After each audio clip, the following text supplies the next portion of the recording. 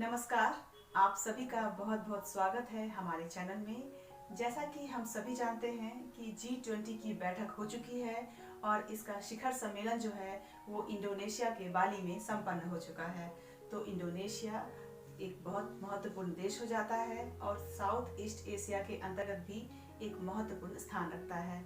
इसके साथ ही अगर हम भारत के द्विपक्षीय संबंध की बात करते हैं तो इंडोनेशिया के साथ साथ अन्य देशों के साथ जो भारत के संबंध है वो अच्छे हैं, लेकिन इंडोनेशिया के साथ कुछ खास हमारे सांस्कृतिक ऐतिहासिक संबंध भी रहे हैं। तो इंडोनेशिया का बाली जो है वो एक विशेष महत्व रखता है भारतीय संस्कृति और भारतीय इतिहास के साथ जुड़ाव रखते हुए अपने संबंधों को बढ़ाते हुए। तो आज के इस वीडियो में हम लोग G20 को डिटेल से समझेंगे और इंडोनेशिया के साथ भारतीय संबंधों पर भी डिस्कस करेंगे। साथ ही हमारा आर्ट और कल्चर का जो टॉपिक है वो भी कवर हो जाएगा। किस तरह से इंडोनेशिया में भारतीय संस्कृति का विस्तार हुआ, भारतीय संस्कृति के साथ बाली का क्या संबंध है, हिंदू धर्म और इंडोनेशिया, इसको भी समझेंगे।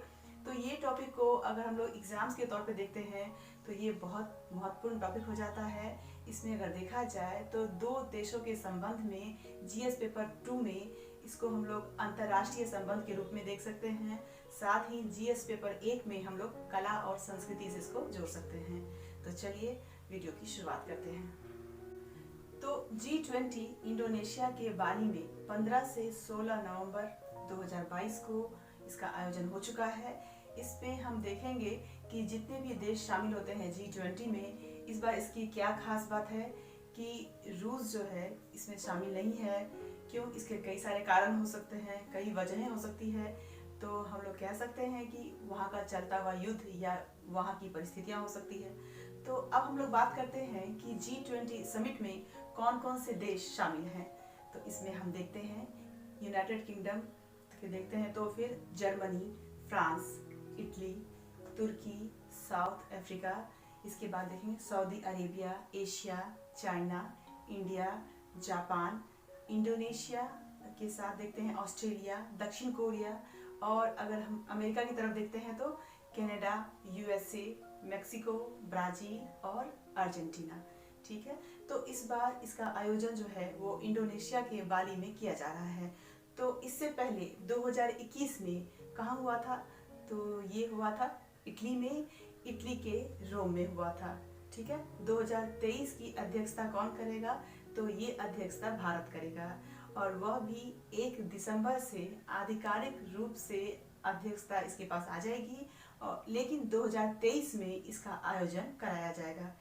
इंडोनेशिया के राष्ट्रपति जोको विडोडो ने आधिकारिक रूप से भारत को G20 की अध्यक्षता सौंपी है। 2023 में 9 और 10 सितंबर को नई दिल्ली में G20 शिखर सम्मेलन होगा। इसके बाद हम देखते हैं कि 2024, ठीक है, इसके लिए भी बता दिया गया है कि यह अध्यक्षता जो है वो ब्राजील के पास जाएगी। ठीक है, तो ये हो गई कुछ इस प्रकार की जानकारी। तो अब हम अगर G20 ग्रुप की बात करते हैं तो इसमें हम क्या देखते हैं, 19 देश और यूरोपियन यूनियन जो है ये शामिल है इसमें, इसीलिए इसको 20 का एक ग्रुप या समूह कहा जाता है। तो इस प्रकार G20 में सभी प्रमुख देश शामिल है। तो ऐसे में अगर देखा जाए तो विश्व की 80% यानी 80% जीडीपी जो है वो कवर होती है इसमें। 75% ट्रेड यानी व्यापार कवर करती है ये, और लगभग 60% पॉपुलेशन आबादी जो है उसको कवर करती है।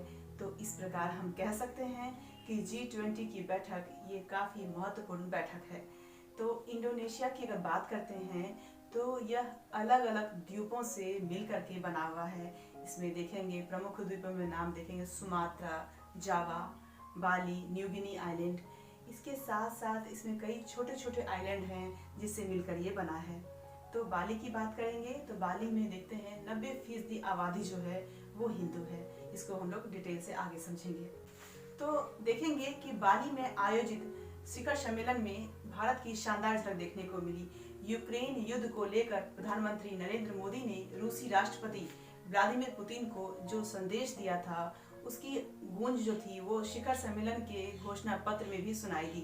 दुनिया भर के बड़े नेताओं ने यूक्रेन युद्ध को तत्काल खत्म करने का आह्वान करते हुए कहा कि आज का युग युद्ध का नहीं होना चाहिए। तो जानेंगे कि घोषणा पत्र के प्रमुख संकल्प जो हैं वो क्या क्या हैं। इसमें सबसे पहला कहा गया है कि मनी लॉन्ड्रिंग और आतंकी फंडिंग के खिलाफ सख्त रूप अपनाना। दूसरा क्या है कि विकासशील देशों, जैसे इसमें देखेंगे विशेषकर छोटे द्विपक्षीय देशों की मदद करेंगे। तीसरा है कि रोजगार सृजन सुनिश्चित करने और आर्थिक तरक्की के लिए मजबूत कदम उठाए जाएंगे। ठीक है, साथ ही हम देखते हैं कि ब्रिटेन ने 3000 भारतीयों को वीजा जारी किया। ठीक है, तो ब्रिटेन के प्रधानमंत्री ऋषि सुनक जो थे वो भारत के युवा पेशेवरों को ब्रिटेन में काम करने के लिए 3000 वीजा देने की हरी झंडी दिखलाई है। इसके तहत 18 से 30 वर्ष तक के जितने भी डिग्रीधारी शिक्षित भारतीयों को ब्रिटेन में आकर के रहने और 2 वर्ष तक काम करने के लिए वीजा दिया जाएगा। साथ ही भारत की 8 राष्ट्रीय अध्यक्षों के साथ द्विपक्षीय बातचीत हुई, तो जिसमें देखते हैं कि हमारे देश के प्रधानमंत्री ने शिखर सम्मेलन के 8 राष्ट्रीय अध्यक्षों के साथ बैठक की और सभी बैठकों का मुख्य ध्यान था रक्षा और आर्थिक संपर्क को बढ़ावा देना था। अब समझेंगे हम लोग भारतीय संस्कृति के साथ बाली का क्या संबंध है। तो भारत के साथ ऐतिहासिक हो या सांस्कृतिक संबंध, ये संबंध जो है ये कब से है? ये 1500 साल पुराने संबंध है। इससे क्या स्पष्ट होता है कि हिंदू धर्म को मानने में वहां पर कोई भी प्रतिबंध नहीं है। बाली के कई हिस्सों में हिंदू मंदिर है, साथ ही हिंदू धर्म जो है और इस्लाम जो है इसका एक साथ समन्वय देख सकते हैं।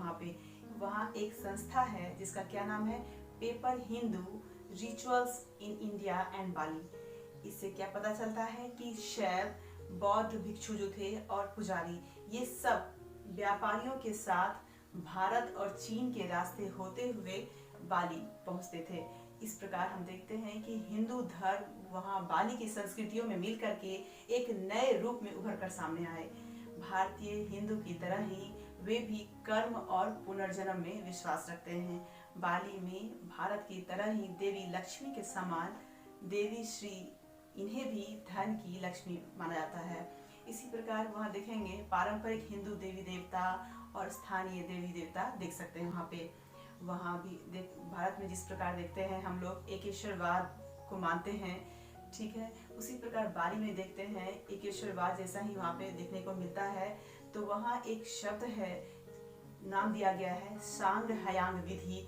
इसका क्या अर्थ है कि प्रमुख भगवान यानी सुप्रीम गॉड की बात करते हैं वो लोग, जिसके अंतर्गत एक भगवान को मानते हैं वो लोग। तो वहाँ पर अगर ज्यादातर देखते हैं तो खुले में मंदिर है जो एक विशेष शैली में बने होते हैं और उस शैली को क्या कहते हैं, मेरू पैगोडा। ठीक है, जिसमें देखा जाए तो लेयर दे करके एक छत आकार का बना होता है। ठीक है, फिर हम देखते हैं कि देखा जाए तो बाली को हिंदू देवी देवताओं का द्वीप भी कहा जाता है। साथ ही वहाँ एक प्रसिद्ध मंदिर है, देखेंगे इसमें पूरा लेम्पुयांग। ये मंदिर जो है ये सभी देवताओं को समर्पित मंदिर है और इसी मंदिर को द टेम्पल ऑफ 1000 स्टेप भी कहा जाता है। ठीक है, साथ ही वहाँ पर बहुत सारे मंदिर हैं, पूरा बैसाखी मंदिर, ठीक है, देख सकते हैं उदाहरण में। तो कई सारे मंदिर ऐसे हैं जो हिंदू रीति रिवाज को मानते हुए आगे बढ़ते हैं। अब अगर हम लोग इंडोनेशिया की बात करते हैं तो इंडोनेशिया में हिंदू धर्म को देखते हैं तो सबसे पहले यह जानेंगे कि इंडोनेशिया का राष्ट्रीय प्रतीक चिन्ह क्या है। तो इंडोनेशिया का राष्ट्रीय प्रतीक चिन्ह गरुड़ है, जो हिंदू देवता भगवान विष्णु का वाहन है, तो जिनकी मान्यताएं भारत में बहुत ही अधिक है। तो इंडोनेशिया के सबसे प्रमुख मंदिरों की बात करते हैं, इसमें एक नाम आता है प्रम्बानन मंदिर। ठीक है, ये काफी प्रसिद्ध मंदिर है और ये मंदिर जो है ये ब्रह्मा विष्णु और महेश को समर्पित मंदिर है। ये दक्षिण पूर्व एशिया के सबसे बड़े मंदिरों में से ये एक मंदिर है ये, और इस मंदिर को 1991 में यूनेस्को विश्व धरोहर स्थल में भी शामिल किया गया था। साथ ही अब अगर हम बात करते हैं तो 15वीं शताब्दी के लगभग वहाँ एक मजपति नाम से एक हिंदू शासक था, जिसका साम्राज्य जो था वो काफी विस्तृत था। साथ ही इनके साम्राज्य को राजा हयांग वरुक और उनके सेनापति थे गजह माडा ने भी साम्राज्य के विस्तार को आगे बढ़ाया था और वहाँ की संस्कृति, भाषा सभी पर अपना प्रभाव स्थापित किया।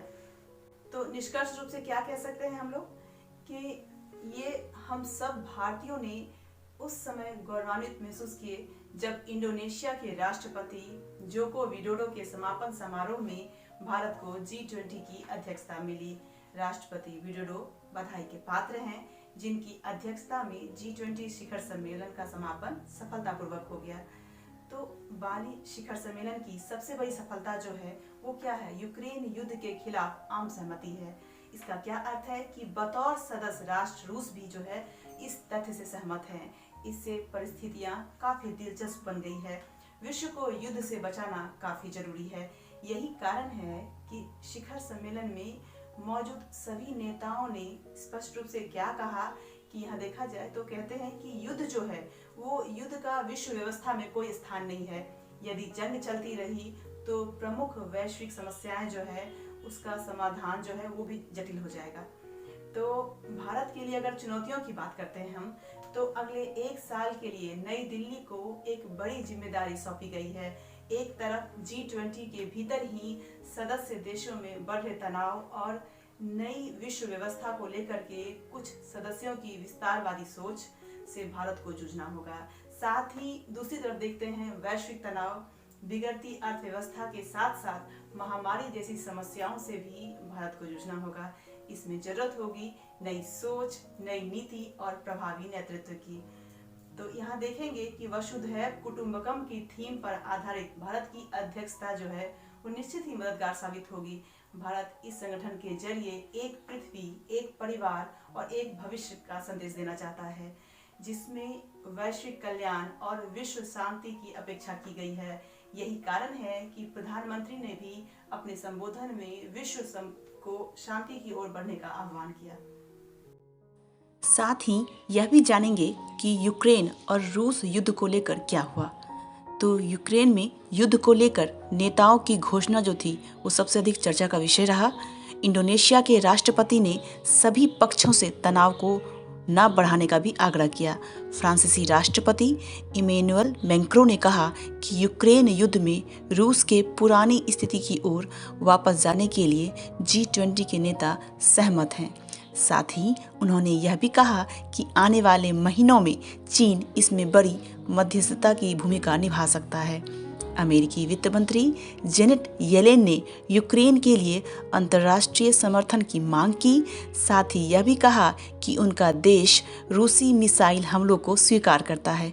यूक्रेनी राष्ट्रपति व्लोदिमीर जेलेंस्की ने वीडियो कॉन्फ्रेंसिंग के जरिए शिखर सम्मेलन को संबोधित किया और इससे पहले यूक्रेन और रूस को लेकर G20 के नेताओं ने 10 सूत्री शांति फार्मूला को अपनाया था। इस प्रकार की खास जानकारियां हमारे चैनल के माध्यम से आपको मिलती रहेगी। हमारे चैनल के साथ जुड़े रहें। आज के लिए इतना ही। धन्यवाद।